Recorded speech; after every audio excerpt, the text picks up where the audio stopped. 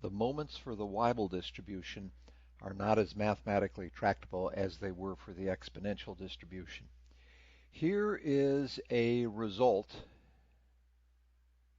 which will be used in all of the moments given below. The expected value of t to the r power is r divided by kappa lambda to the r times the gamma function evaluated at r over kappa. And that equation is good for r as a positive integer. So when we let r equals 1 in that equation, we get sample mean, which of course goes by, I shouldn't say sample mean, population mean, which goes by mu. And that can be expressed in this fashion, or it can be expressed in that fashion. Either way is fine. Likewise, the variance of t, population variance, also given by sigma squared, can be expressed in this fashion or in that fashion using the shortcut formula and, of course, r equals 2 in the equation above. You may recall that the coefficient of variation gamma is sigma divided by mu, and you get this quantity right here for the coefficient of variation. And then finally, the population skewness and the population kurtosis are these two quantities right here. Messy, but as long as you have a computer package which can evaluate the gamma function, you can compute all of these moments. Here's an example of using the Weibull distribution to model the lifetime of a spring. And in this case, perhaps from back data, we know that the scale parameter is 0.0014 and the shape parameter is 1.28, and furthermore, time is measured in hours. So in this particular example, we want to find three things. We want to find the mean time to failure. We want to find the probability that a brand new spring will operate for 500 hours. And then we want to find the probability that a used spring that has operated for 200 hours without failure will operate for another 500 hours. Now, one little clue that comes up here is this value of kappa. Since kappa is greater than 1, and just a little bit greater than 1, we know that this spring is wearing out. It is in the IFR class. So that's going to advise how we interpret some of the results that we get here. So let's start with the mean time to failure.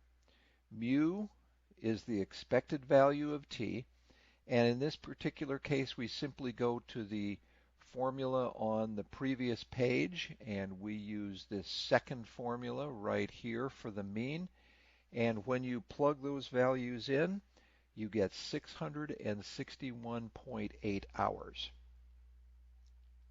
So that's the first thing, the mean time to failure. The second thing, the probability that a spring will operate for 500 hours.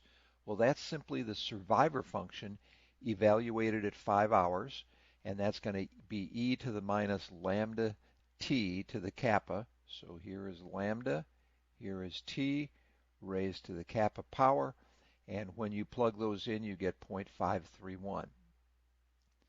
Finally, the last thing to calculate here is the conditional survivor function for a spring that has made it to time 200 without failure.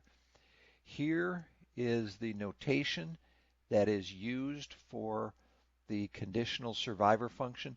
Notice that the argument t here gives you a support which you want to specify as t greater than or equal to 200. This will be s of t, the original survivor function, rescaled by s of 200 so that the new survivor function begins at 1 and goes down to 0.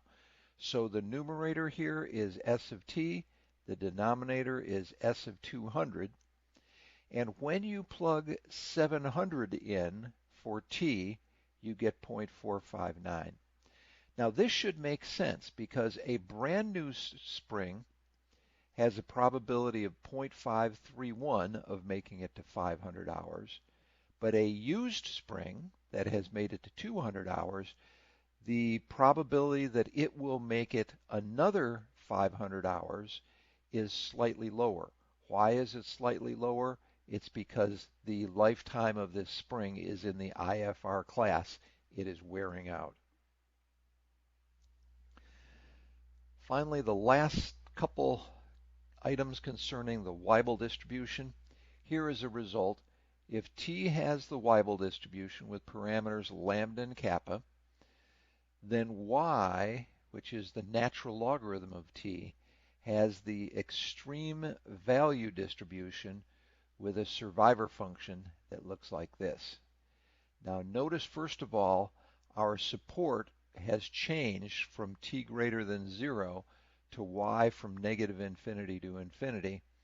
And the other thing that's happened is we have taken these parameters lambda and kappa and replaced them with the parameters u and b. So it turns out u is the opposite of the natural logarithm of lambda, and b is simply the reciprocal of kappa. U turns out to be a location parameter, and B turns out to be a scale parameter. Quick note, the expected value of Y is U minus gamma B.